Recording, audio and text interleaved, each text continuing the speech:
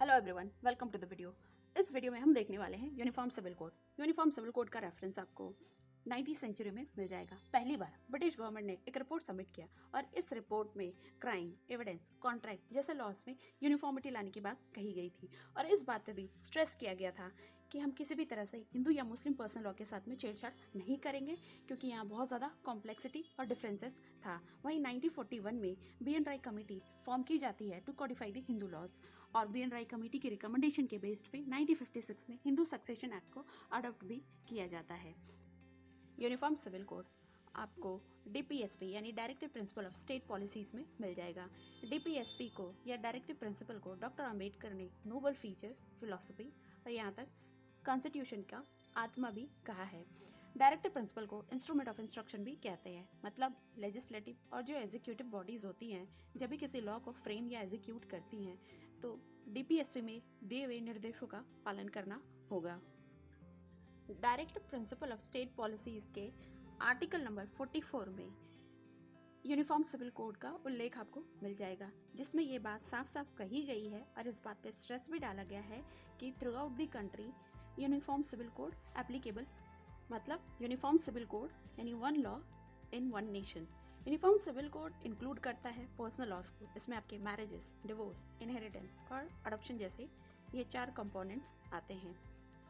Late me give you the glimpse of Muslim personal law. जब marriage की बात करें तो आपको पता है कि हिंदुओं में तो एक शादी होती है, लेकिन मुस्लिम में अभी भी बहु विवाह की प्रथा है।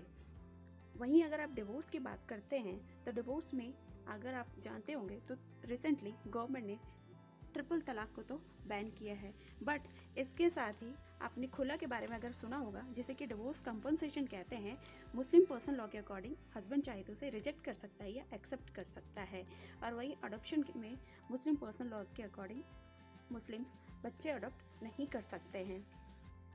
इनहेरिटेंस लॉज में भी हिंदू और मुस्लिम पर्सनल लॉज में काफ़ी आपको डिफरेंसेस मिल जाएंगे। एग्जाम्पल में आप देख सकते हैं, एग्जाम्पल में आप ले सकते हैं, एक प्रेग्नेंट विमेन का अगर हस्बैंड की डेथ हो जाती है तो हिंदू पर्सनल लॉज में उस बच्चे के जन्म के बाद उसे प्रॉपर्टी मिलेगा, बट वहीं दूसरी तरफ मुस्लिम पर्सनल लॉज के अकॉर्डिंग अगर प्रेग्नेंट फीमेल के हस्बैंड की डेथ हो जाती है, होने वाले बच्चे के दादा पे डिपेंड करता है कि इनहेरिटेंस में उसे किसी भी तरह का हिस्सा मिलेगा या नहीं मिलेगा।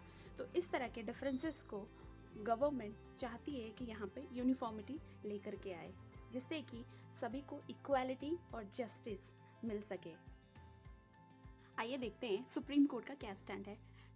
2019 में एक पब्लिक इंटरेस्ट लिटिगेशन आता है जिसमें यूनिफॉर्म सिविल कोड बनाने की मांग की जाती है। इससे पहले 1985 में शाहबानो केस और सरला मुदगल केस में सुप्रीम कोर्ट ने एम्फसाइज किया था गवर्नमेंट को कि वो जल्द से जल्द यूनिफॉर्म सिविल कोड अमेंड करे। यूनिफॉर्म सिविल कोड के अमेंडमेंट के साथ ही यह national integration, gender justice, equality और वीमेन की डिग्निटी को प्रमोट करेगा। बट ओपोनेंट्स का मानना है कि ये कॉन्स्टिट्यूशनल वैल्यूज, रिलीजियस फ्रीडम और कल्चरल डाइवर्सिटी और आइडेंटिटी ऑफ कम्युनिटी को, आपकी जानकारी के लिए मैं बता दूं, डिग्निटी ऑफ वीमेन जो कि रिलीजियस फ्रीडम, कल्चरल डाइवर्सिटी और आइडेंटिटी ऑफ कम्युनिटी के नाम पे कल भी जा रही थी और आने वाले समय में भी जाएगी ही।